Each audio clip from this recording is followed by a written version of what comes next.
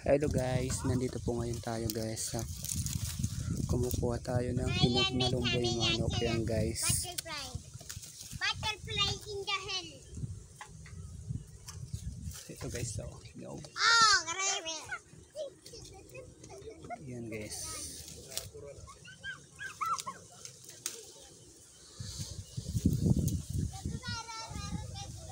So mga hindi pa hinog guys. Oh. So ganito pag hinog siya guys. Ito yung lumboy manok guys. Ito yung kinakain namin pag nung bata kami. Pag gutom kami guys, so kumukuha kami nito guys. Yan. Kasama ko yung isang vloggers noon. Kababata ko rin siya guys.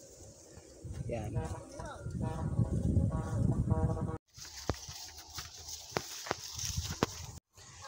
So hello guys, so ito na guys. So ito yung kinakain namin sa kuwan guys nung mga bata pa kami. Kaya ito guys, oh. Nakikita nyo to guys. Ito yung lumboy manok naman sa amin. Kung tawagin sa amin ito ay duhat ng mga manok. Yan guys. Kaya masarap din to guys. Masarap din tong kainin. Kaya sampalan ko kayo guys.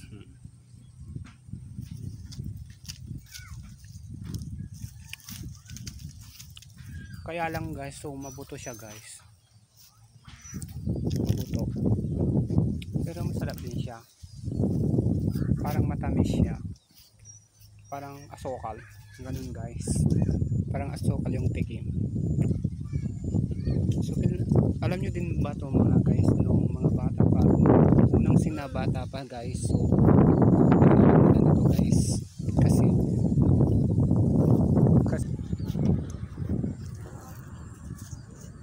harap guys.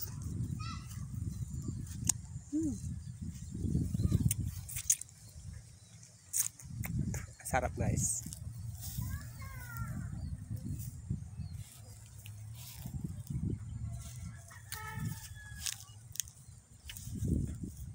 So naghahanap pa ako guys.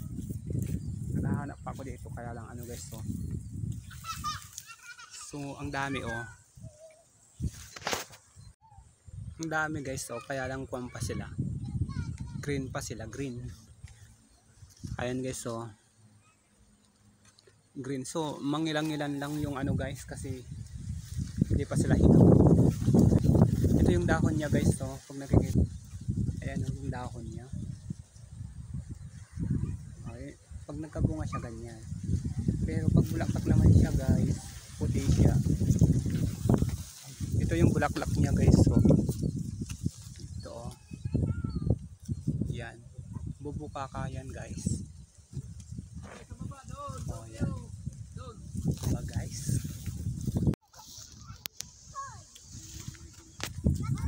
So ayan guys, so hinog oh.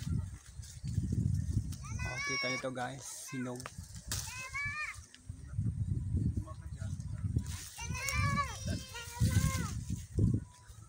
Hindi pa sila kasi sinog guys. Dito lang po matatagpuan natin, dito na sa gilid-gilid lang po guys. Dito lang po sa gilid-gilid. So nandito po tulad nito guys, oh. Tulad niya no, hinog na. Para siyang bulaklak, diba guys? Hinog na siya. Yan guys. Masarap to guys. Nililibot lang tayo dito guys.